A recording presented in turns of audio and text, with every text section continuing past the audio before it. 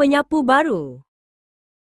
Ihsan suka memerhati penyapu lama Nenek Aminah. Berus penyapu itu sudah nipis dan bengkok. "Nenek, penyapu ini nampak penat," kata Ihsan. Nenek Aminah tersenyum. "Ya, Ihsan. Sudah tiba masanya kita ada penyapu baru." Penyapu baru itu sangat rajin.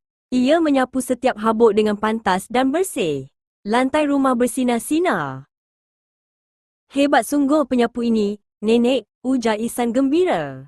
Nenek Aminah mengangguk. "Tentu sekali. Semua yang baru biasanya lebih bersemangat dan cekap." Beberapa minggu kemudian, penyapu baru itu masih digunakan. Namun, kerajinannya sedikit berkurang. "Penyapu itu masih bersih, tetapi tidak sepantas dahulu," kata Ihsan. "Mengapa, Nenek?"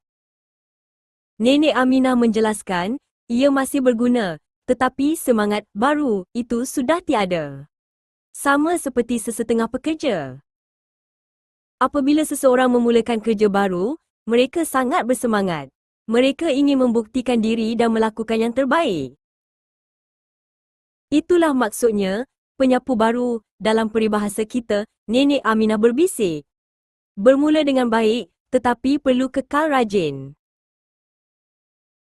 Penyapu baru bermaksud seorang pekerja baru biasanya membuat kerja dengan rajin dan baik. Contoh, Cikgu Zainun merupakan penyapu baru di sekolah itu menyebabkan dia dibebankan dengan pelbagai tanggungjawab.